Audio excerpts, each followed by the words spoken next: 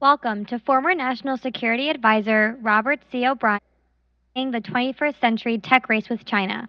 Please welcome the President of the Heritage Foundation, Dr. Kevin Roberts.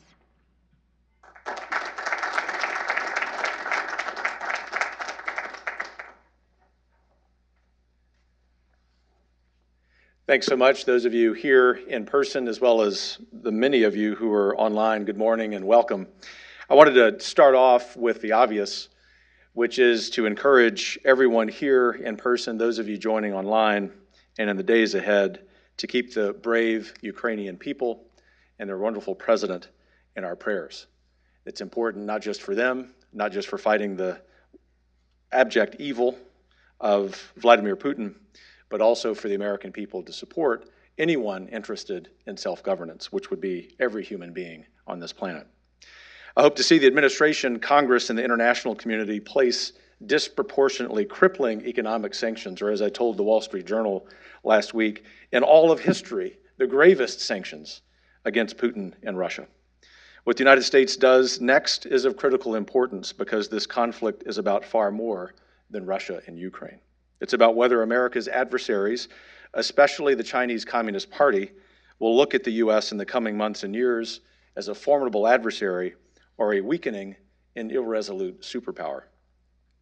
How we support Ukraine will send signals about our support for other key partners and allies in the CCP's crosshairs, none more so than Taiwan. President Biden needs to show the CCP that the United States is serious about protecting its own interests. As to the conversation today, we're discussing the rise of China, which is the most persistent and consequential challenge that will confront America for the foreseeable future. From intrusive surveillance measures to increasing human rights abuses to threatening military capabilities, the CCP's presence is one that our nation can ill afford to underestimate.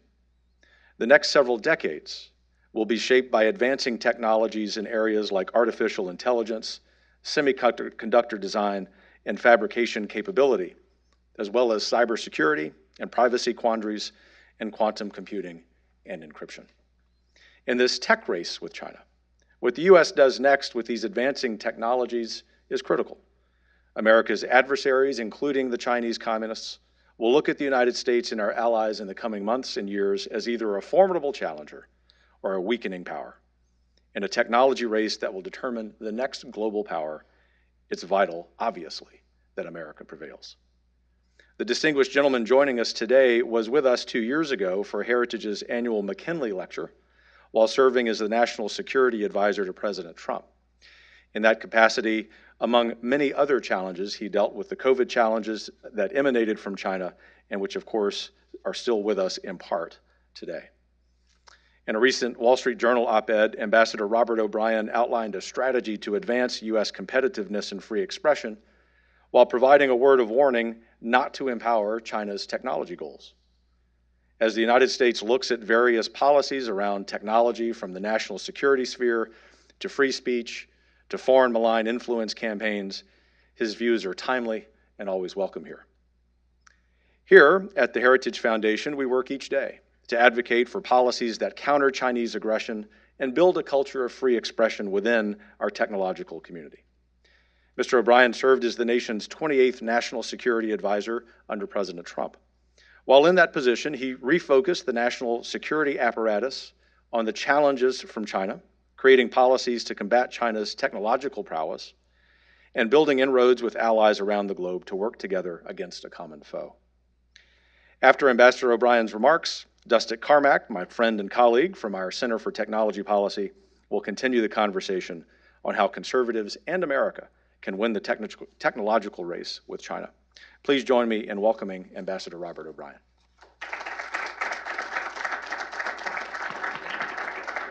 Thank you. Well, good morning, and thank you, Dr. Roberts, for that terrific introduction and your comments on Ukraine, which I fully endorse. Wonderful to be back in person. It feels like we're getting back to normal. I see some of my friends and colleagues here, and it's wonderful to see everybody. But it's also, as we're getting a sense of normalcy, I was in Orlando over the weekend. There was a little event down there. And we're getting back to normal. The airports are packed. People are traveling. Families are out going to Disneyland. And and universal, so it's great. But it's also for the folks who are watching online via Zoom or Teams, it's great to be with you online. One of the things that we've learned from this crisis, this pandemic, is that we can have these meetings and they're no longer just the province of folks that can slip away from their office at lunch in Washington or New York. But for those of us who live in the rest of the country, and I'm out in California most of the time, we can join these from Zoom. So for the folks who are online, great to be with you. I think it'd be tough to start today before we get into today's topic without talking about Ukraine. And I've got just a couple words. First, the bravery, the esprit de corps, the courage of the Ukrainian military and the people that are supporting it. And right now, there's not a lot of difference between the Ukrainian military and the people. When you see these, 80-year-old men with and grandmas with AK-47s and willing to fight for their homeland, and young people with Molotov cocktails going up against Soviet armor, it's pretty inspiring. And they will and will remain in our prayers. The second is, I'm going to say something that's unfashionable. Great men and great women still matter in history. And historians debate whether it's social movements or demography or geography that shape the events. I've always believed that great men and great women shape the events of history. And we're actually seeing that with President Zelensky right now. We've got a Churchillian figure emerging. And for the young people here, this does not happen very often in history. And we wish him well as he fights for the cause of freedom. Third, we need to take President Putin's threat seriously. He's threatening the Baltics. He's threatening Finland. He's threatening Sweden. He's threatening NATO. And we haven't taken his threat seriously for many, many years. We've said these are the rantings of a madman or someone who's irrational. He's shown that he means, like other dictators in history, he means what he says. He said he was going into Ukraine, and he did. And so I echo what Dr. Roberts said. What Larry Kudlow, our former NEC director, and I have been saying for some time now is we have to decouple Russia from the Western economy, from the free world economy. Absolute decoupling, not selected sanctions, not selected decoupling from SWIFT, not half measures. The time for that is far past. We have to go the full measures. We can't exempt oil and gas because it's the oil and gas that's allowing Putin to run his war machine, to modernize his nuclear capability, to build his hypersonic missiles, to build his new frigates. He's making more money on every time the oil ticks up $1, he makes far more money in oil and gas sales than he loses in sanctions. And so the days of exempting oil and gas sales have to be over. We have to cut Russia off full. And because the current sanctions are neither deterring him nor the Ayatollahs. And all we're doing is putting more money in rising oil prices in his pocket and in the Ayatollah's pocket. And we don't need to do that. Fourth, it's nice to see the Europeans waking up to the threat. One of the things we were criticized in the Trump administration for was being tough on our allies. It didn't mean we didn't love our allies. It didn't mean we wanted to break with our allies. But we wanted our allies to understand the threats that we're facing with the People's Republic of China and with Russia and with Iran and North Korea and other threats that we're facing, the jihadist threats that we're facing around the world. And it's unfair to saddle the American taxpayer with the cost of defending the entire free world. It was time for the European allies to step up. And so when we went to the NATO Summit back in 2019, in December of 2019, there was a lot of angst that President Trump was blowing up the summit. We left the summit after a lot of hard negotiating. I spent a lot of time with Jens Stoltenberg. He became a very good friend. He's a great Secretary General of NATO. We left with a $400 billion commitment in additional NATO spending over 10 years. We left with 9 countries with 10 and 11 on the way of meeting the 2% criteria for 2% of their GDP devoted to defense spending. So that was a huge success. And I think people now are looking back, having seen Russia invade Ukraine, and realizing that there was real foresight. It was tough negotiating, it was tough diplomacy, but it was the right thing to do. And sometimes it's not just all family photo ops at these international summits. Sometimes you actually have to get in across the table and negotiate with some tough folks and get what you need. I want to recognize Prime Minister Johnson and President Macron. I think they've both been stalwart through the crisis and in the tough sanctions that they placed on the Russians and in supporting the U.S. and our allies and Poland and Ukraine. And I welcome Chancellor Scholz's new commitments to NATO and Ukraine. This is a 180-degree turnabout. And I tweeted yesterday, and I have a lot of friends in Germany, like many people here who served. We spent time in Germany, wonderful, fond feelings towards Germany. But Germany had not been taking a leadership role in this crisis, and they haven't been taking a leadership role in Europe for some time. And I was pretty candid with them, and I was pretty tough on the Germans. And so now it's time, now that the Germans have said they're going to go up to 2% in defense spending, now that they're going to send military equipment to Ukraine, now it's time to thank the Germans and welcome them back to the fold, and it's good to see that development.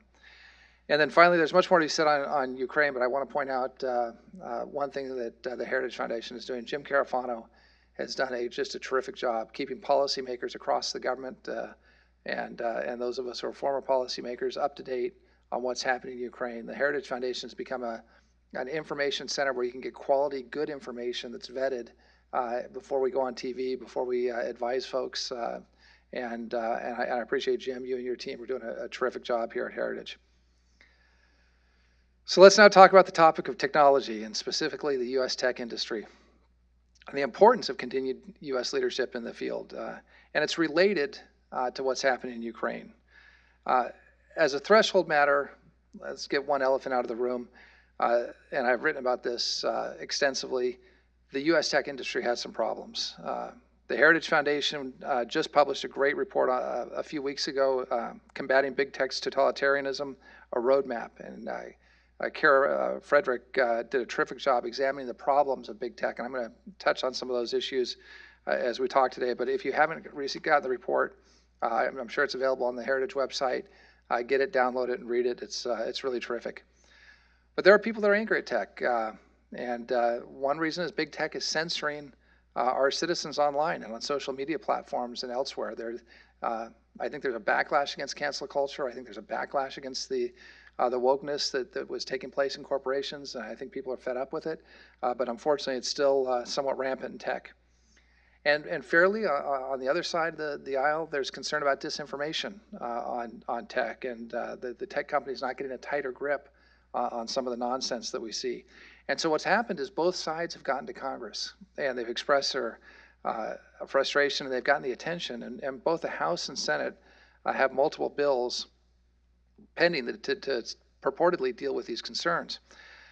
There's also a real concern that notwithstanding President Trump's building a new bipartisan consensus on the rise of China and the threat of the Communist Party of China to the United States, that too many tech companies are still close to the Chinese government, to the Communist Party of China. And so it's not a surprise that Congress is now taking action.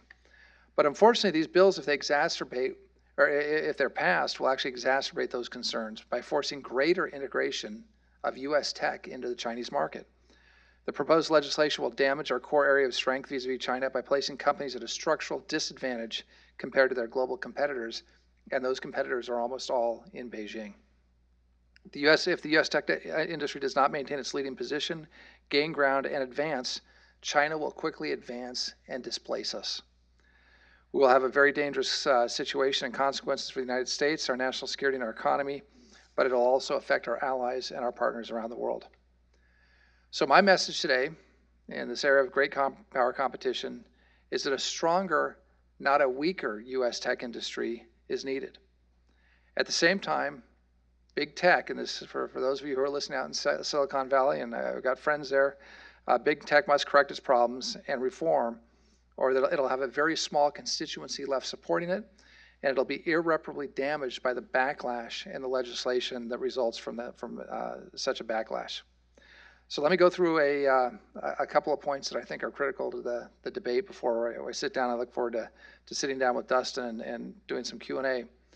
First, and this is a threshold matter before we get into the specifics on tech, it's important to understand the goals of our greatest rival and our greatest geopolitical foe, the People's Republic of China and the Chinese Communist Party, which governs the PRC. Chairman Xi Jinping has committed to spend $1.4 trillion, a trillion with a T, dollars by 2025 under the Made in China 2025 initiative to surpass the United States economically and to achieve global domination of high-tech industries like robotics, advanced information technology, aviation, and electronic vehicles, as well as critical technologies such as quantum computing, artificial intelligence, and autonomous systems. As of 2018, 9 of the 20 largest global technology companies resided in Beijing, They're being subsidized and supported by the Chinese government as national champion companies. Now, events of the past few years have proven that China is not communist merely in name only. As many argued for decades, that they were becoming more liberal and you could ignore their rhetoric. It's the same sort of argument that we heard about Vladimir Putin. No, ignore the rhetoric about restoring the Soviet Union. He's just saying that. Rather, the Marxist-Leninist flavor of the communist ideology that Xi Jinping and the Chinese leadership practice is truly everything in Beijing. I made this point at a speech in Phoenix last year. Whereas many thought that China would be transformed into a more liberal economic and more democratic political state, it has actually become more totalitarian in practice over the past several years. Under the CCP's form of communism, the individual is a means to be used toward the achievement of national goals and exists only to serve the state. So those of us who are old enough to remember studying Marxist-Leninism in college, I don't think it's taught the same way anymore. We were taught it in college because we wanted to know what the adversaries' ideology was. I think we've got, unfortunately, people now teaching it as a path to the future for America. But those comments sound dated, but they're not dated in Beijing.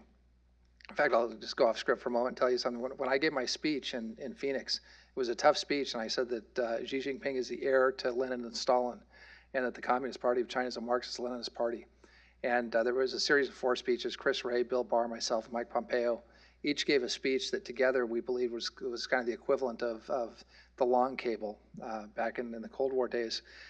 And everyone got criticized except my speech. My speech didn't get criticized by the Chinese. And they were upset because everything I said in my speech, I quoted from Xi Jinping thought and I quoted from Communist Party literature. And the papers didn't quite know what to do because if they criticized anything I said in the speech, they'd be criticizing Chairman Xi, and that usually doesn't end well for you in China. So when I was sanctioned along with a number of my colleagues when we left office, I was sanctioned for claiming that China had become my criminal act was claiming that China had become the biggest geopolitical threat to the United States. And so that was the basis for sanctioning me. It wasn't the speech. It wasn't talking about their Marxist-Leninist ideology. But that philosophy extends to China's current crackdown on tech. While some in the U.S. have celebrated and sought to emulate the crackdown, what is really happening behind the scenes is that Chinese companies, including Tencent and TikTok and ByteDance, are being further deputized as arms of the CCP and as agents to collect foreign data and shape U.S. discourse. And when they collect foreign data, well, I was interested to see the other day, the Russians are now putting posters up for their soldiers in Ukraine, telling them not to use TikTok, that they don't want the data to go to Beijing. So if the Russians are concerned about TikTok with their greatest allies, I think it's something we need to be concerned about as well. So whether it's Xi's ambitions to extend ideological control beyond China and throughout the world and through the CCP's efforts to create the so-called community of common destiny for mankind, Beijing's design for debt colonialism through the expansion of the One Belt, One Roads initiative, the ongoing genocide of the Uyghur people in Xinjiang, or its disastrous handling of the COVID-19 pandemic, which crippled the planet, everything we have witnessed underscores the United States must not cede leadership in tech to Beijing. In the U.S., China is already exploiting its vast economic power to gain leverage and advantage over U.S. society, from the media to entertainment to sports teams to individual Americans. And we've seen that whether it's the new Top Gun movie with Maverick's famous flight jacket, bomber jacket being redubbed, or it's the general manager of the Houston Rockets being shut down for tweeting in support of the people of Hong Kong. China's University of Science and Technology claimed earlier to have built the world's fastest programmable quantum computer. It's supposed to be some 10 million times faster than its closest competitor. If these claims prove true, and China gains the lead in quantum capability, our secure military and intelligence communications and the future of the free and open internet will be put at severe risk. China is making significant advancements, including autonomous systems and artificial intelligence. As I discussed in my op-ed, China's investment in artificial intelligence, including the hardware to exploit this technology, could lead to the capability to use swarms of lethal robots to target U.S. warships and aircraft en masse. Now, this is something that previously had been the province of science fiction, but is coming to life. If China gains a competitive advantage over the U.S. in the AI field, it will, quote, also create a digital foundation for a geopolitical challenge to the United States and its allies, according to the National Commission on Artificial Intelligence recent report. The United States simply cannot cede tech leadership to Beijing, as I mentioned before. And I want to be clear on one thing.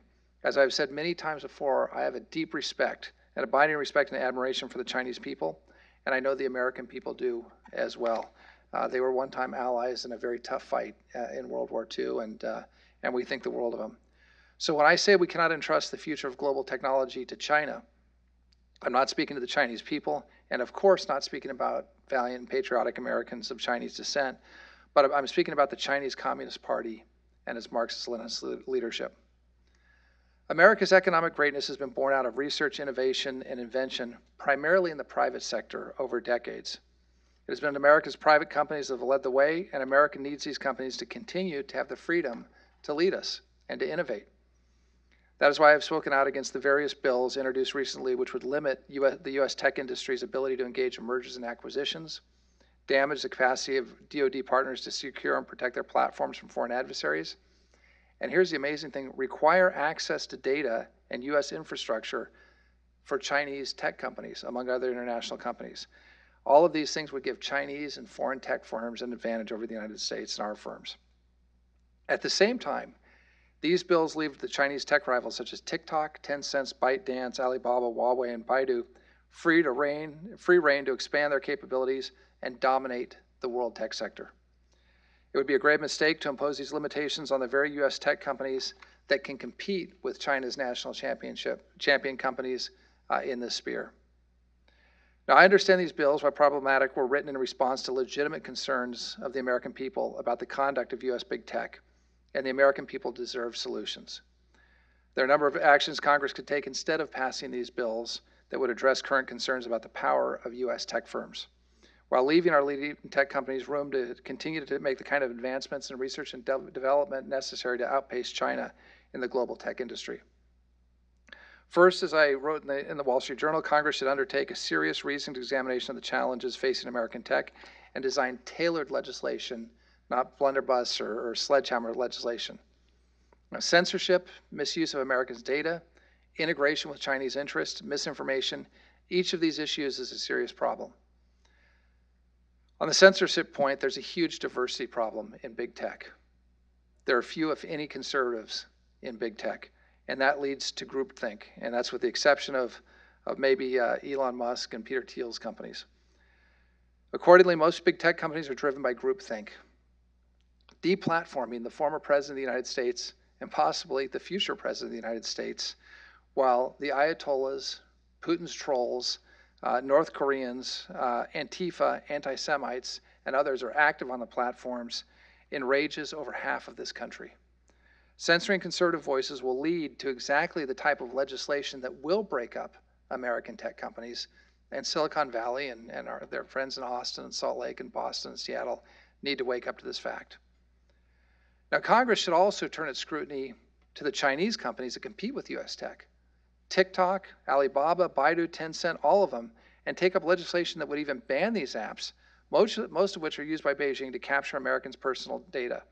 And they're also hotbeds of censorship for the CCP, exercising CCP censorship around the world.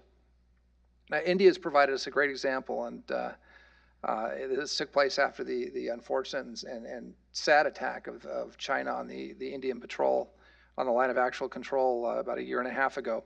But they've banned over 239 Chinese apps from use by Indian citizens in India. While it may seem extreme banning these apps for use in India, Delhi took an important step to protect its citizens and make sure that they could not be exploited by Beijing. Now, U.S. tech companies should take the initiative on this issue before the Congress even acts.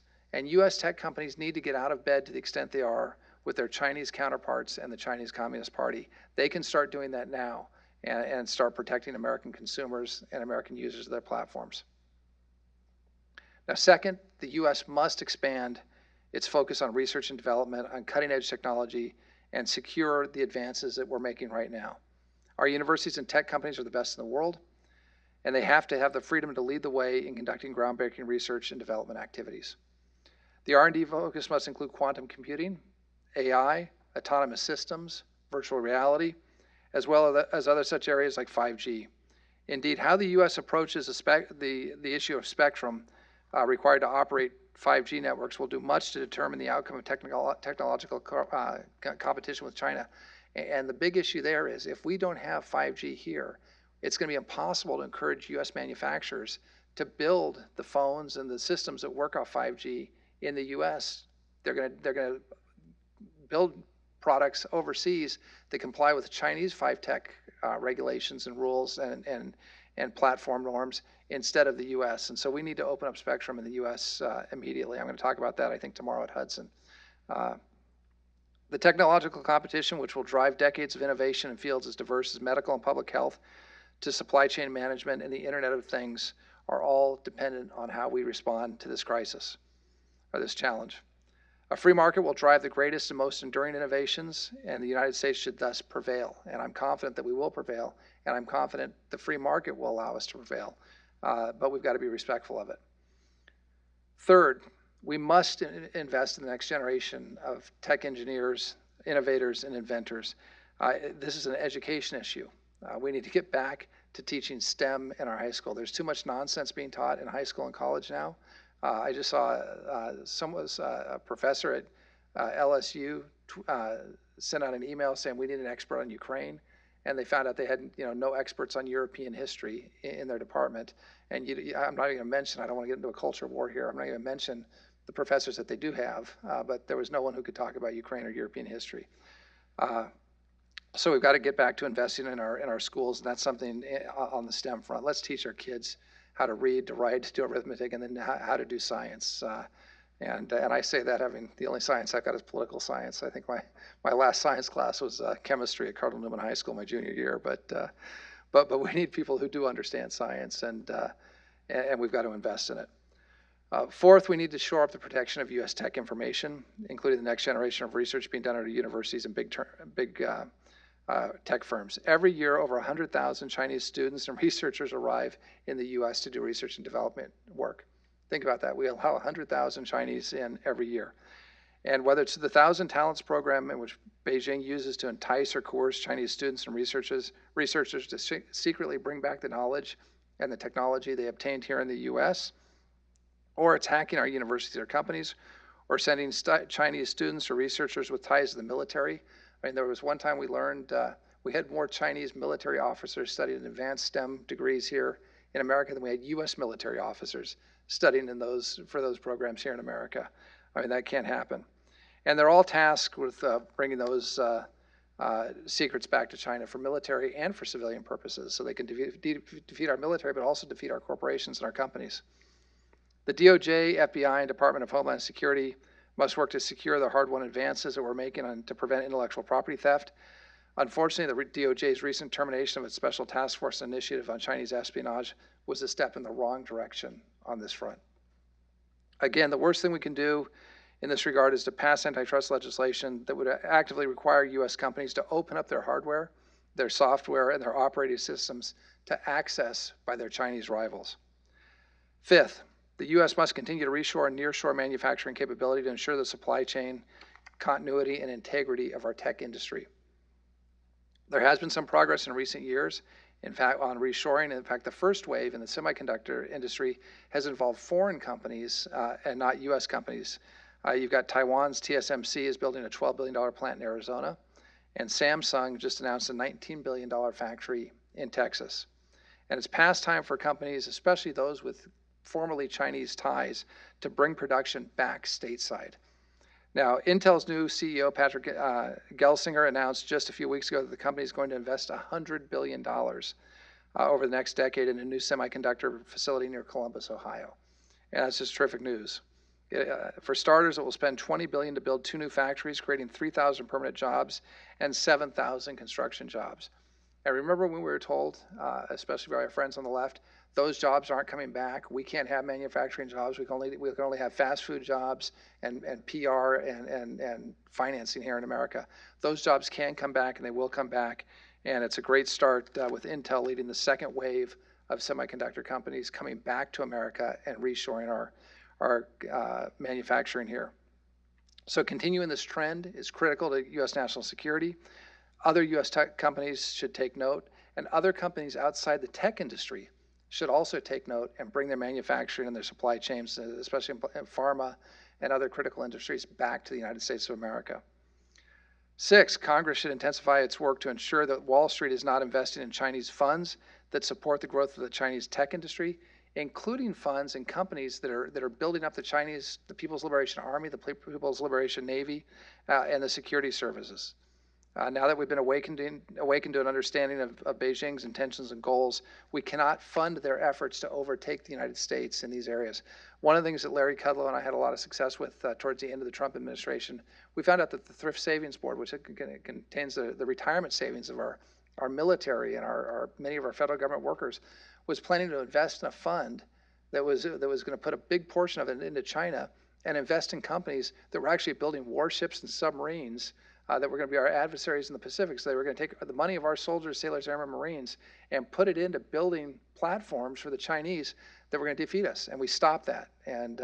But it's not just the Thrift Savings Board. It's pension boards all around the country, local and state, and we need to get on it.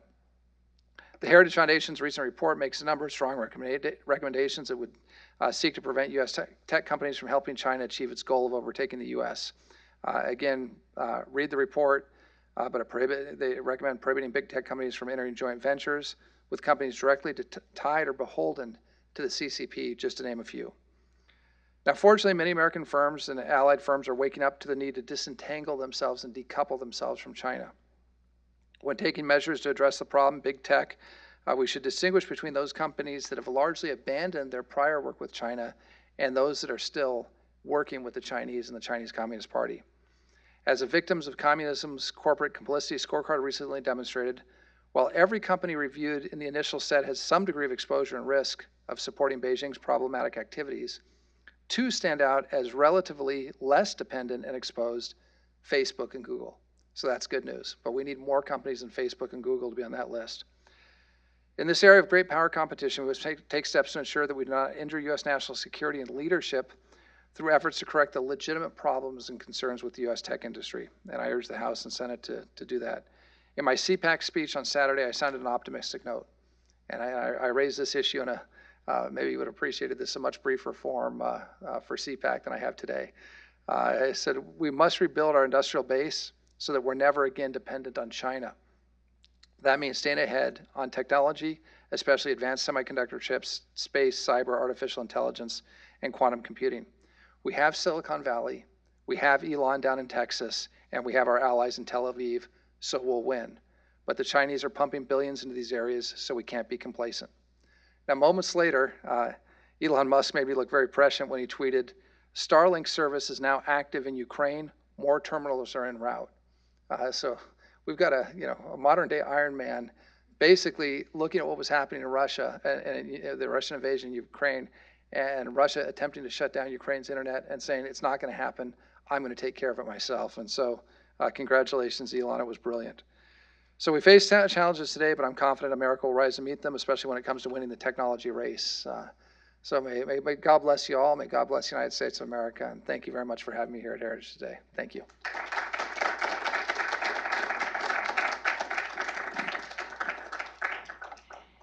Hey. Hope I left enough time for questions. Absolutely, yeah. Thank you. Well, thank you for your remarks. Excellent, and thanks for joining us today here at the Heritage Foundation. I really wanted to start off unpacking, I saw your CPAC speech, and we can't really start without talking about what's happening in Ukraine and Russia. And I saw your Wall Street Journal op-ed with your former Chief of Staff, Alex Gray, kind of talking about this as we're talking about China, but we can't also talk about what's happening with Russia. And while we're kind of there's debates I've seen in the conservative movement and others talking about its importance, can you really unpack where you think things are as it stands today? What advice you would give to the Biden administration right now? I know you made some remarks about some State Department protocols and things that you think we should be doing diplomatically, but I'd love to unpack that a little further. Well, thanks, Dustin. Thanks for being here, and thank you for your service, to the United States. You did a great job working for John Radcliffe, and so it's a pleasure to be here with you. Look, what I've told folks that there's kind of a false dichotomy, I think, that's being imposed on the Russia-Ukraine situation. That is, we can't deal with the Russians in Ukraine because we've got so much to worry about in China and Taiwan. And it is true, Taiwan is our biggest long-term threat. It's our long-term geopolitical threat.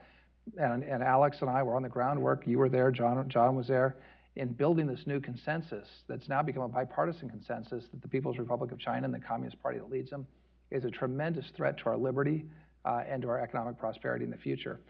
Having said that, the person who's watching Ukraine the closest is Xi Jinping. He's watching to see how we respond to this challenge. If Xi Jinping sees a strong and united NATO, if he sees Finland and Sweden joining NATO, if he sees increased defense spending by Germany, if he sees increased unity among the alliance, if he sees Russia absolutely cut off from the world economy, I mean, think about it. China wants to dominate the world, but they want to dominate the world by selling things to us, by selling things to Europe, by selling things to India. If they see Russia absolutely cut off from the world economy, and Xi Jinping is looking at having to bring 20 to 30 million people a year into his middle class and says, wait a minute, if I invade Taiwan, I'm going to lose, they're going to do to me what they did to the Russians. I'm going to lose the American market. I'm going to lose the European market. I'm going to lose Singapore. I'm going to lose Japan. I'm going to lose India. Where is he going to sell those things? They don't have a big enough domestic market to keep the economic growth that they have. So we need to send a message by what we do today with Russia to Beijing, because if we don't, Taiwan is going to be in the same boat, and we're going to be talking about the brave people of Taiwan fighting on the beaches against the Chinese Communist Party, the PLA Navy, and the PLA Army. They're going to be, People's Liberation Army and PLA Navy, fighting them on the beaches. We're going to be saying the same things about them that we're saying today about the Ukrainian soldiers, and we need to avoid that. So the tougher actions we take now on Russia, the better we're going to be positioned to deal with China in the future, because they'll understand the consequences of an amphibious invasion of Taiwan, and that's something we need to forestall. It's critical to our national security. Absolutely. Speaking of, in Congress, we mentioned a few bills. We'll get to those here in a few minutes on the big tech side. But we've kind of had a long-term saga now of this quote-unquote China bill. Started off as Endless Frontiers, then it was changed to USICA, then the House recently passed after a long period of time a Competes Act, and then I believe Chuck Schumer's now called the latest iteration something like the Make in America Act. But I know there's been, and this package has really changed over the course of time. And you said, it started off very much 2 years ago, a very bipartisan consensus. Yeah. And that has kind of evolved, I think, with what's also happened domestically and also with elements of the Build Back Better agenda. And so, if you look at what happened in the House version, there's things in there for the Green Climate Fund, trade adjustment assistance, and we're getting away a little bit from what we were focused on. And I know there was even some earlier opposition by Marco Rubio and others about lack of guardrails, as we discussed. We need to be making strategic investments to beat China. But what do you see needing to happen, or do you believe there consensus can be found? Well, look, I think there's room now for a bipartisan consensus on a number of things, and we need to find some bipartisan solutions. And I know the Democrats were very giddy after winning the election, and they thought they would be in power forever, and they started running a 50-50 Senate as if it was a 60-40 Senate. But that's just not the case. I think we're going to have I think the Republicans are going to win the House back pretty decisively in the fall. I think GOP will probably win the Senate back as well, which probably wasn't in play a few months ago, but likely is now. But whatever happens on that front, we as Americans are facing a massive threat from China and Russia, and subsidiary threats from Iran and North Korea and the global jihadists. We've got to get together on some of these things on a bipartisan basis. And one of the things we're asking our companies to do, we're saying, come back to America, reshore to America. But we're not providing them any support for that. And so we need to provide some support. If we're going to get a chip manufacturer to give up its foundry in China, or to give up its business in China and come back to the U.S., there has to be some U.S. support. And it's hard for me to say that, because as a conservative Republican growing up in a free market world, we didn't like things like the Exim Bank, which I'm now a very big fan of, having used the Exim Bank pretty effectively to counter China in places like Brazil and India and Vietnam, where it was a critical tool in our toolkit to stop the Chinese from taking over another country with Huawei and a 5G backbone. It's the same with industrial policy. We're going to have to come up, we're spending so much money anyway, and I guess now it doesn't even matter after the trillions of dollars of the past couple of years, maybe a couple billion here and a couple billion there, doesn't matter, but we're going to have to support our American companies coming back. And so we've got to have targeted subsidies to get to onshore, to bring these jobs back to America, and more importantly, to bring the supply chain back to America, so that we can never be in a position to be blackmailed by the Chinese the way they did at the outset of the COVID pandemic, whether it was with PPE or ventilator parts or pharma. And so we need a bill like that, and a bill like that can garner bipartisan support. Some of our friends, Marco Rubio and Mike Lee and Rand Paul and guys, men and women that are great friends of mine, may not sign on to that because it just doesn't. It's hard with our free market orientation, but we're in a heck of a bind right now vis-a-vis China, and we've got to put some government support behind it. Now, what happened is there was a bill that garnered pretty good bipartisan support that had the CHIPS Act in it, and that would have helped us onshore and nearshore some of these companies and their projects and create a bunch of American jobs. And that had bipartisan support. And then it went to the House, and Nancy Pelosi said, oh, this is anti-China. We'll put the entire Build Back Better initiative into that and say it's anti-China, and then the Republicans will vote for it. And it's like, it may look stupid, but I don't think we're that stupid. And so Republican congressmen and senators said, look, we're not going to put China and an anti-China title on Build Back Better and pass it. Let's go back to the narrow bipartisan bill that was designed to bring American companies home, our critical supply chain home. I think that will pass in the new Congress in probably January, February of next year. But again, now we're giving up another 6 or 8 or 12 months to the Chinese to get that done. We got to pass a bipartisan bill now. And look, the Democrats can take credit for a bipartisan bill. I mean, I've said this about energy. I said on the Keystone Pipeline, we've got to get the Keystone Pipeline built now. I mean, just announcing that it'll happen will drive down the price of oil, even though it'll take several years for it to come online. And what I've said is, call it the Biden Build Back Better pipeline. You'll get support from Republicans. We want it done because it's good for the United States of America. It's good for our allies. It'll drive the price of oil down. It'll make your gas cheaper at the pump. Call it whatever you want, but let's just get it done. So we need to get back to some bipartisanship like we had on some issues in the Cold War. We've always been a partisan country, but there were some things where we could come together, as Republicans and Democrats. We need to get back to that point, and I hope the Democrats will take the win, take the votes they got in the Senate on that bill, take it to the House as a narrow bill to help bring our tech companies back and reshore, and let's have a bipartisan win and send a message to Beijing that we can come together as a country on some issues. On that, you had mentioned some of the private capital investments that firms like Intel, TSMC, Samsung, and Texas are making unilaterally. There's a variety of private capital that's also flowing for semiconductors in Europe. Mixed with that, with private subsidies, though, is there a worry that you also, as a free marketer myself, that you worry about a glut, possibly, of overprescribing a certain type of chip, a certain type of quality, a quantity, because we see that too, the variety of kind of even the current supply chain issues involve a variety of factors, and everything from a drought in Taiwan to the freeze in Texas to COVID. And so as we kind of go forward, and the EU is also talking about a package as well, how do we do that? I mean, if you're prescribing that, how do you do that in a way that also you don't set us on a course for further kind of market degradation down the road? No, I think it's a great question. I think that's what concerns some of the folks that didn't vote for the bill that are normally on our side of the aisle, because we don't want a top-down industrial policy. I mean, one of the reasons we're going to beat China, and one of the reasons Elon Musk could tweet not just about Starlink, but say, the Russians threatened to get out of the space station, and Elon said, well, I'll send my Starship up and save the space station, the ISS. One of the reasons we can do that is because we have a private sector that's unbelievable in this country. And our allies, especially in Israel on the tech side, are amazing on this front. The Indians are coming a long ways. The Japanese, of course, I mean, I'm still waiting. I think the Chinese are still scared that some volcano is going to open and like a bunch of Honda robots are going to fly out and go conquer China if they attack Japan. So we've got great tech in the alliance, in the free world, and it's driven by our big free market, our private companies. So we don't want to get into industrial planning. But I think what we can do is more generally say, if you're going to bring manufacturing home to America, you're going to create this number of jobs, we'll support that without telling you what you have to manufacture, what type of chips to make. Let the market figure that out. But let's support. The problem is, and I've had these conversations with a bunch of CEOs, they've got so much sunk cost now in the factories that are overseas, especially the factories in China, that to bring them back here and start them again, it's just almost cost prohibitive for the market. You've got to report quarterly earnings, and the shareholders don't want to see you, not paying dividends for a couple of quarters or a couple of years because you're coming home. If we can encourage, but they'd like to come home. They want to come home. So if we could give them a little bit of help, get them home, we'll make that up on taxes and revenue and jobs on the back end. I'm pretty convinced.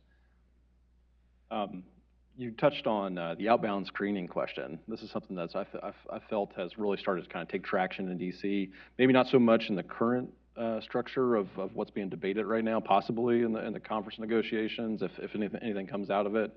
But I know John Cornyn and Bob Casey have proposed, kind of an outbound screening scenario. And, a lot of people have been kind of getting, especially with the Trump administration, got used to kind of a lot of the work that we did on export controls. And so, as we kind of do this, I know there's probably a lot of concern with private capital, but they've kind of had their cake and ate it too. You mentioned tech companies, but it's not just in tech companies. There's been a variety of Wall Street Journal assets that have kind of moved overseas, not Wall Street Journal, I apologize, Wall Street assets that have moved over and are empowering Chinese tech companies, Chinese PLA, Chinese military. So how would you prescribe that in such a way that doesn't become overburdensome, doesn't become just a giant bureaucratic agency, that doesn't prohibit and make us less competitive to actually compete with China? Well, look, we've got to do a couple of things. Number one, we have to use the Defense Department list, and we have to designate the Chinese companies that are working with the CCP and working with the PLA and the PLA Navy and Air Force, and ensure that we're not invested in those companies. I mean, the idea that we're actually building jet planes and submarines and ships for the Chinese that are going to be used to fight against our, I've got 2 daughters in the military, and I know a lot of you have kids in the military, and probably some military officers here. The fact that we're financing the platforms that they're going to use against us is absurd. And we've got to take a hard line on that. We've got to expand that list. It's massive. And we've got to stay on it too, because what will happen is the Chinese just reincorporate. They figured out the capitalist tricks, So, Stealth Aircraft LLC will become Stealth Aircraft One LLC, and Stealth Aircraft One LLC will say, well, we're not on the sanction list, so you can invest in us. That's number one. Number two, we've got to instill some patriotism in our friends in Silicon Valley and on Wall Street and in Hollywood.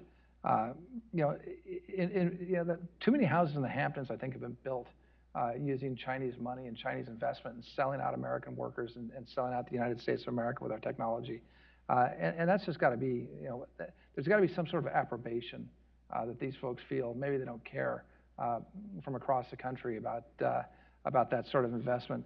And then third, there's just simple things we should do, and this is something that Larry and Steve Mnuchin and I tried to do at the end of the administration. Chinese companies that list on the New York Stock Exchange have not had to follow GAAP guidelines. They don't have to follow generally accepted accounting principles. They don't have to be audited the same way that our companies are audited. So we're putting American companies at a competitive disadvantage, having to pay for auditors and that sort of thing. And Chinese companies can put whatever they want in their balance sheet and list on the New York Stock Exchange. Yeah. Why have we done that? We wouldn't let any American company, some of the fraud that's taken place makes Madoff look like a piker. And yet it's okay because it's just a Chinese company that went bankrupt. No, it's a Chinese company that was a fraudulent company that took a bunch of widows and orphans and retirees' money from U.S. investors and spent it on who knows what in China. So we've got to tighten up those rules and regulations, and it's got to be permanent. Great. You mentioned TikTok. There was an executive order towards the tail end of the Trump administration related to going after TikTok. But it's not just unique to TikTok. I mean, we've seen, if you talk about the Olympics My 2022 app, concerns, as we've talked about, the Apple, walled garden or other things. When we're looking at what the administration's doing now with the retraction of that EO, there's talks that they're considering, a new EO that would put a framework to handle, how you handle foreign-based apps, like you mentioned. The problem of disinformation and misinformation, especially with adversaries such as Russia and China, who are developing a lot of technology. We're seeing this in Ukraine. We're seeing this in Russia as we speak. What do you think that they need to be doing to actually tackle this? Yeah, so we need to move quickly is what we have to do. And we got used to in the Trump administration, at least the last year and a half, when I was at the National Security Advisor. I was at the State Department before that, doing some other work. We kind of got used to Trump time and moving very quickly. And we saw Prime Minister Modi move very quickly after the Chinese attacked his troops and move very quickly to ban these apps. And look, there's some smart folks in the Biden administration. My successor is a smart guy, and Kurt Campbell's a smart guy in China. Their Asia's are. But I think there's a tendency, and again, I only can view this from afar. There's a tendency to get things perfect. I mean, there's a long process. I mean, when Democrats have the NSC and when they have the government, They love process, and they want things to be perfect. And a lot of them are academics, and they're very, they're smart people. They came from Yale, they came from Harvard, fancy universities. Yeah, and look, there's nothing like a debate in the faculty lounge. I mean, it's the faculty lounge debates are far more brutal than anything we see in politics. And so I think it's not they necessarily have the wrong policy. I want to see what comes out with these apps, but they know they're bad. If they're watching the Russians tell their soldiers not to use TikTok, it's pretty clear our soldiers shouldn't be using TikTok. And but I think that maybe the perfect is the enemy of the good here. We need to move. We need to ban these apps. And I was disappointed that they overrode withdrew the executive order on TikTok, but that was just a first step. I mean, I think we looked at 5 to 10 apps. Yeah. Again, the Indians are looking at like almost 300 apps. That's where we need to be. We shouldn't be behind Delhi on this. We should be leading the way on this issue. Absolutely. And so, look, I hope they get a great policy out of their process, and maybe they'll come up and ban 500 apps, and I'll be the first to applaud them if they do. But right now, we need to get TikTok taken down immediately. And I think there are a lot of parents out there, like, putting aside your ideology and what you think about China. I think there are a bunch of parents that'd be thrilled if TikTok came off their kids' phones. So I think there'd be a lot of support for that, bipartisan support for that. Well, speaking of kind of death by committee, death by bureaucracy, I want to kind of talk and steer the conversation a little bit about towards the defense side as we look at emerging tech and what we're seeing actually even in the battlefields in Ukraine and Russia. As we speak, you have things such as the Turkish TB2 drone systems. You've got work being done here in the United States on advanced artificial intelligence for autonomous drones, vehicles, and you mentioned too what China is just putting into alone on underwater autonomous vehicles. And you've been a big proponent of a larger Navy. You spent a lot of time talking about that in the administration. But what do you think was done well in the Trump administration, and what needs to be happening right now? I know I've heard General Hyten, who just retired, talk about what he was trying to break. Yeah, he was terrific on that front. Yeah. How do you break the bureaucracy to build it in such a way that the R&D, the great R&D that's being done, the great work that's being done in Silicon Valley or at MIT, how do we get that from concept to the warfighter and actually in the field in a quicker fashion? Yeah, look, the old days where we'd have 10 and 15-year windows for procurement, and you'd never know if a defense secretary was good until 2 decades later because he saw what came out of his decisions or her decisions. I think those days are over. I mean, we have to move much quicker. The world is moving quicker, and what the Chinese have shown us, because they didn't have the legacy programs, they didn't have the big defense contractors, they're very iterative in their manufacturing process. So they'll come out with a new destroyer, and they'll put it to sea, and then whatever doesn't work on it, they'll fix it for the very next destroyer. They're not waiting for a whole nother flight of destroyers. They're not going to build 20 with the same problems. They fix it on the next destroyer, and they figure out what's going on. And it's kind of a manufacturing process that we got used to in Silicon Valley that we're not doing. We're starting to do that, but we're not doing it as effectively as we should. But I think you see the legacy defense companies. I mean, HII is doing some amazing things in underwater robotics. I think you're seeing that with GD is doing some great things with the tanks, with the Abrams, and all of a sudden the Abrams, which is it's a Reagan era platform, but it's now been upgraded in a way that makes it almost like a space age platform where it can talk to the F-35s and get fire coordinates from planes and sensors and drones. So you're seeing a lot of good things happen, and then you're seeing some companies that are disruptors. You've got Anduril and Palantir that are breaking in and bringing Silicon Valley manufacturing ideas and tech to defense. But we have to move faster on that front. I mean, one of the things that happened in the Trump administration, and again, I didn't get to the White House until middle of 2019, but we were in such bad shape because of defense sequestration. No one really fully understands how bad the Obama era sequestration was for the American military. It hollowed out the force in a way that we haven't seen since Vietnam and since the post-Vietnam force. It was a hollow force. And so with the defense budget increases that took place in the first couple of years of the Trump administration, all of that went to literally refilling ammo dumps, getting new missiles in. I mean, we had ships going to sea that didn't have missiles in their vertical launch cells. I mean, it's like having a revolver and saying, "I'm going to shoot you," but there's one bullet in the revolver. I mean, and so we spent the first couple of years getting up to speed. When I got there, I made hypersonics, rebuilding the Navy, quantum, a number of other things, high priorities at the NSC and at the Pentagon. And look, the Pentagon, I'm sure I was always Mark Esper's favorite guy when I was calling saying, how are we doing this week on the hypersonics? Because it was week to week. The Chinese and the Russians were already deploying. And when I first started getting briefings, it was like, well, we're going to deploy this in 10 years, and we'll have three things left over from a DARPA program or that sort of nonsense. I said, no, we got to have these deployed next year. Let's figure out how to do it and get it done quickly. And to the Pentagon's credit, they moved fast, and we're now going to have hypersonic platforms, at least for the Army and potentially for the Navy. The Air Force may take a little longer. But we're going to get those deployed in 2023, and we're going to get back in the hypersonic game with the Chinese and the Russians. And we do it because you want a deterrent, so that they don't think that they have such an overwhelming advantage against us that they can launch. On the Navy front, it took a while. It was, Mick Mulvaney, the acting chief of staff, had been the OMB director, as a typical OMB director. He didn't want to give us more money for the Navy, and arm wrestled a lot with Mick, and then Russ Vought came in as the director, and we turned Russ into a navalist, and which I didn't think. Yeah, I didn't think we could do that with an OMB director, but he had the zealousness of a convert on our Navy and building not just a 350 ship Navy, which I was trying to get funding for. Russ was talking about a 500 ship Navy, and this was from the OMB director, and so that was terrific. So we left a program that was for a 355 ship Navy that was funded and very doable over the next 10 years. It upgraded some of our legacy systems, some of our cruisers, instead of retiring them all, getting the new Constellation class frigates out there, building the Type 3 Arleigh Burkes, getting more Virginia class built, getting 3 a year built.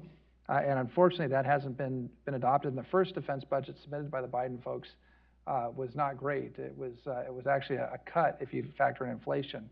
But fortunately, on a bipartisan basis, I give the Democrats in the House and Senate who got on board with this. On a bipartisan basis, I think we plussed up about $40 billion roughly. So we're going to be able to do some of the things we wanted to, but while we've been talking for 10 years about a 355 ship Navy, the Chinese have actually built a 355 ship Navy. In fact, they're on their way to 400 ships. We're at about 289, and could go into a little trough if we don't get those. If we have a continuing resolution and actually don't appropriate the money that under the NDAA. So, we need to get moving on this, or we're going to get left behind. Absolutely. I want to take about 5 more minutes of your time, and then if you're okay with going over a little over, I'd love to get to some audience questions. Absolutely. But I wanted to steer. You mentioned the great work of my colleague Kara Frederick.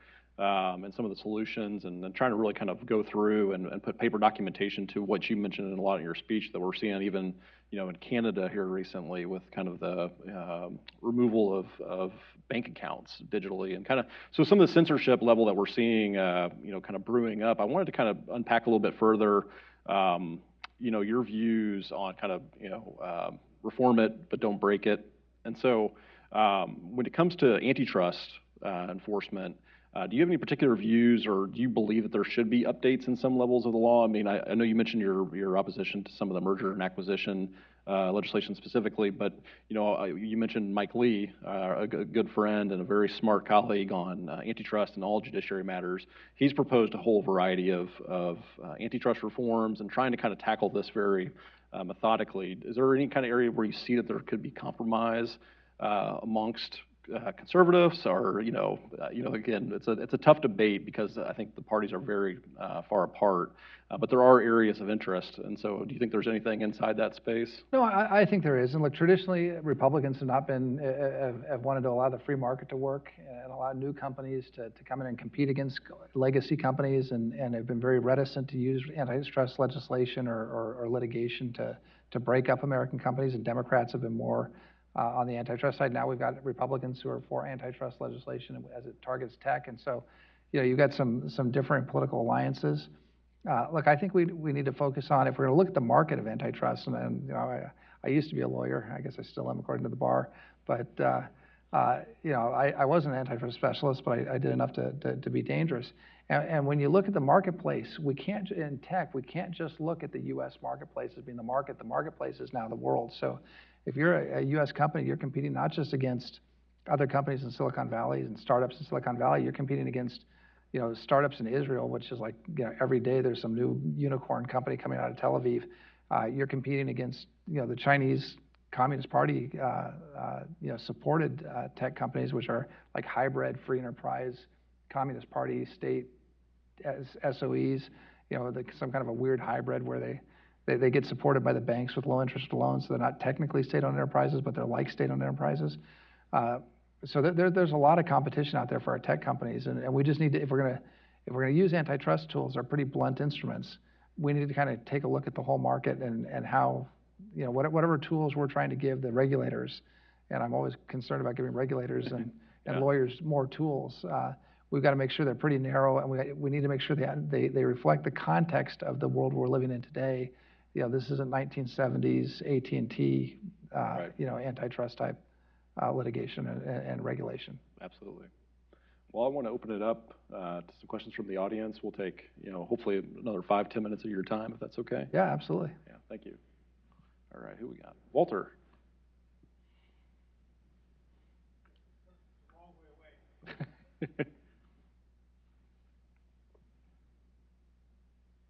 Thank you. Thank you for joining us. I'm Walter Lohman, Director of our Asian Studies Center here at Heritage Foundation. The semiconductor issue is a big one, so I'll just take a reservation on giving the billions of dollars to these big companies, especially as I don't think any of them will leave China. You can give them $1 billion and take it and run. They're continue to invest in China. But maybe we could have that debate another time. I wanted to get to your... Well, we should put some strings attached. Yeah, I know. So you can... Dollars, But I wanted to follow up on the point you made about the lessons that the Chinese should learn from what's going on in Ukraine, especially if it continues the way it's going. What you say assumes that we're not moving anyway toward a broad decoupling of economic relationship with China, right? Otherwise, there's no incentive along the lines you described about the Chinese not, behaving. So I wonder if you could just comment on how you see what is generally agreed upon needs to be some disentanglement, at least. And how extensive should that be, in your opinion? Yeah, so my feeling is, with respect to Russia, at this point, given that they've invaded a sovereign country and a neighboring country, we ought to decouple the heck out of them and cut them off from the free world, and they shouldn't be selling anything or buying anything from the free world. Let Russia go back to how it was in Soviet times, or even worse. And so I think they have to be very harsh penalties for what they've done. I mean, what they've done is, I've been to Ukraine. I was there on an IRI election observation mission in 2014. This is a relatively modern European country. These are folks, especially when you get up to places like Lviv, you feel like you're in Prague or Warsaw. These people want to live with like their European neighbors do. They want a democracy. They want to be able to go buy an iPhone. They want to have free speech. They don't want to live in Putin's dystopian Russia. And for him to decide, well, that's too big of a challenge for me. And look, I don't think it's just geopolitics. I mean, I understand all the, his stories about we stopped Army Group South in Ukraine, and we stopped, Napoleon in Ukraine with a southern thrust, and that gives us the strategic depth we need to protect the Rodina, the motherland. I mean, that's not the real concern Vladimir Putin has. The concern he's got is that there are people that are very similar to the Russians, very similar in background and temperament, and they've got a thriving democracy, and they want to join the European Union, and they want to join NATO, and they want to be in the West, and that's a total challenge to his rule in Moscow, and that's why he's doing this. And so we got to cut him off. When it comes to China, look, we tried to do a phase one trade deal with China that was fair. I don't think we need to cut off our relations with China, but China's got to stop stealing from us, number one. They've got to stop subsidizing their companies and their products that they're selling to us and dumping on us, number two. They've got to stop using slave labor to send us the products that we're buying from them. So if we could come up with a fair trade relationship with China, that'd be fine. The other thing we can't do is we just can't put ourselves at the mercy of the Communist Party of China when it comes to critical infrastructure, whether it's medical, pharma, tech, rare earths. We need to have those things at home. We cannot be dependent on Beijing as a nation for the things that we need to operate every day. So we have to have those supply chains, either trust supply chains where we're buying from Australia or Mexico or Canada or if we're going to buy overseas or New Zealand or the EU, or we've got to make the things or grow the things or mine the things here in America and process them. And we just can't rely on the Chinese for that. So there's got to be some decoupling. And And if the Chinese play by the rules of the road, and again, if they don't invade Taiwan and try and subjugate their neighbors, and if they stop trying to take over an entire swath of the South Pacific, the Pacific, the South China Sea, they treat the South China Sea like it's Lake Tahoe and it somehow belongs to them. Those are things that the Chinese have to do to stop to stay in the ball game. But again, I think they need to see that there's they need to see a big disincentive with how we deal with Putin and the Russians. Otherwise, we're going to have the Davidson window of 5 years is going to be a window of 2 years for an invasion of Taiwan, depending on how this plays out. Bill Wichterman. Hi, Bill Wichterman. Thanks for your comments. And I came in a little late, so if you've already talked about patents, just shut me down. Did you talk about patents and IP? Briefly. Just say this. And China used to be known as the thieves of the world, and then they figured out there's a glass ceiling on being a thief because you can only go so far as your competitor. They have actually been dramatically improving their IP system for the last 6 years, such that you actually have multilateral corporations now litigating inside of China because they're improving IP regime, and you have actually indigenous real technology coming out of Chinese companies. Simultaneously, the U.S. for about 16 years has been downgrading our IP system. According to the U.S. Chamber of Commerce, we're no longer #1 in the world. Could you speak to the role of patents and IP and national security? Yeah, so it's a great question, Bill. And we used to have a patent system that was the envy of the world, and we've let it fall behind. And so there's systematic things that we can do to improve filings and making it easier and encouraging people to take out patents. And in some ways, the Chinese are they like metrics and they like showing that they're #1. So I wonder how effective or how useful some of those patents are, because I think they like saying we've filed more patents than any other country. But your point is a good one, and that is the Chinese used to buy whatever came out of the market, reverse engineer it, and then start making it in China, and then dumping it back on us, which would damage our companies in 2 ways. Because #1, they wouldn't get the license fees for their IP and the royalties that they deserve for the invention. But then 2, the dumped product would come in and displace the product that was invented here and would kill the company. So it was really a massive double whammy. In fact, that's why Christopher Wray said it was the biggest wealth transfer. What we've seen with Chinese IP theft over the last several decades, the biggest the biggest transfer of wealth in human history. And when he said that, all I could think of, I was thinking of the Trajan's column in Rome, and thinking of the Dacia and all the carts of loot coming back from the invasion of Dacia, and thinking, okay, the Romans have now been outdone by the Chinese with computers and hacking. But that's changing a bit now. It's still taking place, and if they need something that's important, they'll try and steal it from us. But they're putting a lot of money into research and development at Chinese universities, and they're also bringing over a lot of talent. They're bringing over foreign talent. You've got American professors going in and teaching there, but they're also sending over the best and brightest Chinese students that come to Stanford and MIT and Caltech and UCLA and Berkeley and all our great universities. And then they're drawn back either because their families are basically hostage and they have to come back, or they're enticed to come back with high pay from some of these Chinese tech companies. And so you're seeing some really quality R&D coming out of China. The other thing is, they're not doing, by the way, for our woke friends, if the Chinese ever take over, you're not going to get all the woke stuff in the schools. The Chinese are pretty serious about how they study. They're studying STEM classes and literature classes, and there's not a lot of nonsense going on in the Chinese schools. And so they've got a lot more engineers than we have. I mean, a bigger population, so you'd expect that they have a lot more engineers, a lot more scientists. And frankly, it would be racist of us to think that because of what they're doing, they're not going to surpass us unless we get our act together. So, look, there are structural things we can do with our patent system here, and we need to improve it and modernize it and make it easier to file. But the fundamental issue is we've got to compete with the Chinese at the STEM level. We need to educate our kids so that we always have the best and brightest in America. And look, we've got a great foundation for it. I mean, America's fundamentally strong.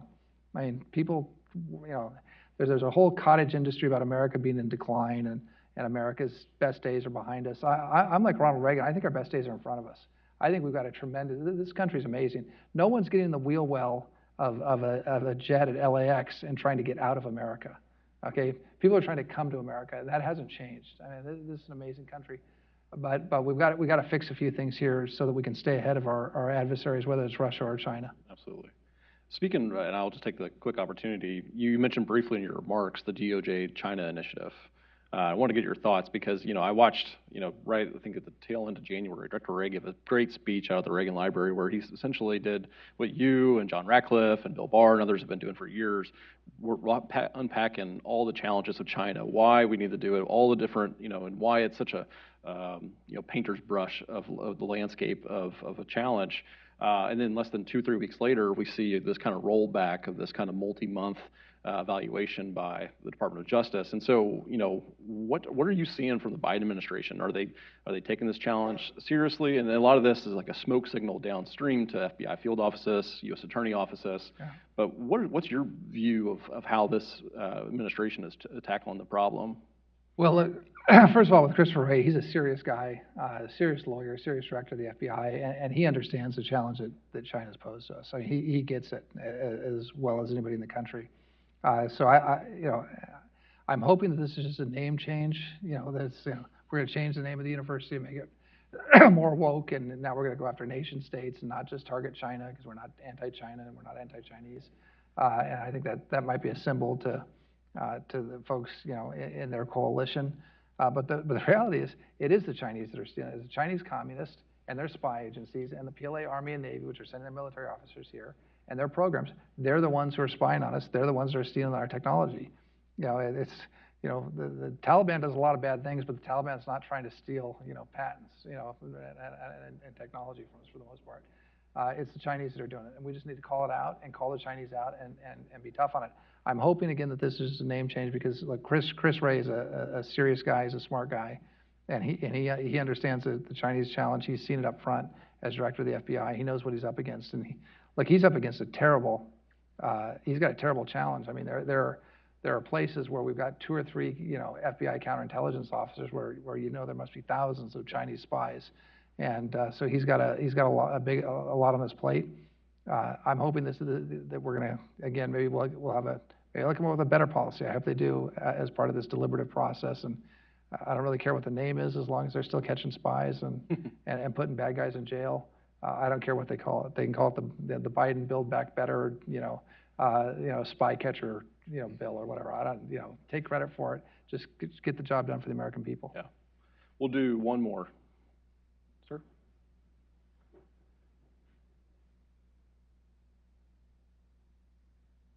Thank you. Good morning, sir. I'm Heino Klink, and you mentioned during your opening remarks great power competition on a couple of occasions. And I think great power competition, quite frankly, was a great organizing strategy, not just for us internally, but also externally with our allies and partners. The Biden administration just released its Indo-Pacific Strategy a little bit over 2 weeks ago. The word competition appears 3 times. China barely appears in that. I was wondering what your comments might be about what does that convey to our partners and allies in the region. Thank you. Well, thank you. And we declassified our Indo-Pacific strategy right at the end of the administration. It was one of the things I did before leaving. I thought it was important for our allies and our friends. And we obviously consulted with our allies before we declassified that strategy, and they were very much in favor of it, especially the Japanese. And I think it laid down a very good marker. The Biden administration has some smart folks with Jake and Kurt and others who understand the challenge that we're facing. Look, the Democrats never want to offend anybody, and the White House doesn't want to offend anybody. So maybe they didn't want to offend China, so they'll refer to powers in the region. They want to refer to competition as opposed to adversaries and that sort of thing. But the real proof in the pudding is how we're going to move forward. And some of the things that have been promising, it was nice to see that the Japanese Prime Minister was the first foreign visitor to visit President Biden in the White House. It's nice to see the Quad being built on. We need to do more on the Quad. The Quad was pretty anemic, probably even by the time I took office, but as National Security Advisor. But that was one of our top priorities during the last year and a half of the Trump administration, was to really build out a muscular Quad, which is Japan, Australia, India, and the U.S., combining to be a bulwark against the expansionism of a very aggressive and assertive PRC. And I think the Biden administration has put some effort and some lift into the Quad, which is I commend them on that. But it needs to go further. I mean, the Quad, we really need to up the military alliance in the Quad, and the Indians were always a little reticent on that, but I think they've learned by very sad experience of being attacked by the Chinese, not just recently, but over history. And so I think they're ready. So I think we need to, and the fact that we've sold P-8s to the Indians and we're doing naval exercises with the Indians is good. So I think we strengthen the Quad, and that's something the current administration is doing. So I give them credit for that. But we have to have a consistent. We have to help the American people to understand what we're up against. And we didn't take the Russians seriously. Every time Putin said, "I'm going to invade Ukraine, I'm going to do this," there were all kinds of people saying, "No, he's just bluffing. He's not going to do that. He'd have to be a madman to do that." And we've seen him do exactly what he said he's going to do. This has happened in history. We've had other dictators say they're going to do something. Everyone said, no, they'd never do that. They'd never disturb the peace. It would be bad for their country, and then they'd do it. And so we've got to be careful now that Putin says he wants the Baltics, and I'm sure the Finns were saying, hey, how did we get pulled into this? When in the same speech he said Finland was part of the Russian family. The Finns were kind of saying, hey, we've never been part of the family, as he found out in 1939. It didn't work out very well for you then. It's probably not going to work out for you if you try it again. But we got to take these people at their word. And the Chinese have said they're going to take Taiwan. They're going to take the South China Sea. They're going to take big swaths of India. At some point, they're going to turn the Russians, because there's a lot of quote Chinese property that was taken in the 1865 Treaty of Peking that the Russians are sitting on in Siberia and Eastern Russia. That's part of the traditional homeland of China. And President Xi has said that he'll never rest until he recovers all of the land that was taken from China in the Century of Humiliation. So at some point, he's going to turn on Putin. Maybe he'll let Putin wear himself out here, and then he'll take the property at once. But it's a very expansive power, and so we've got to educate the American people on what we're up against and what we're fighting. And it's not just that they want to be an empire; it's that they want to impose their ideology on the rest of the world. They want to censor us. They want to censor American movies. They want to censor American sports teams. They want to take away our the thing that makes us uniquely American isn't our ethnicity. We all look different. It's our values, and the core to those, being able to talk about those values, are the First Amendment, which it protects religion and speech. And the Second Amendment protects the First Amendment. That First Amendment is what it's all about. And the Chinese have no interest in free speech. They have no interest in us being able to debate our politics. We don't hate our Democrat friends. This is what we do as a country. We have our ideas, and we have a marketplace for the ideas, and we fight for our ideas zealously, and we create policy as a result of it. I mean, it's what makes us Americans, and the Chinese have no interest in that, and they'll shut it down. And so people need to understand that our life and liberty, our way of life and our liberty is at stake in this battle. It's not just a battle of who's got the most DDGs or the most carriers or the best planes. It's a battle of ideas and ideology. And their ideology is hardcore Marxist-Leninism, and our ideology is freedom and liberty. And we can't confuse that. And so we need to make sure, as we try to be polite in some of these documents and try and be diplomatic, we need to make sure that we're not letting the American people down and don't hide from the American people the battle that we're actually in. Well, this has been a great conversation. I know that there's so many other tech issues that we could possibly tackle, but we're out of time. But I can't thank you enough for your service, for the conversation today. Really insightful. Look forward to what the work that you're going to be doing ahead, your conversation at our friends at Hudson tomorrow. And so with that, I want everybody to thank Ambassador O'Brien, and really appreciate your time. Thank you very much, Yeah, Justin. thank you. That was terrific. That was great. Absolutely. Thank you all very much.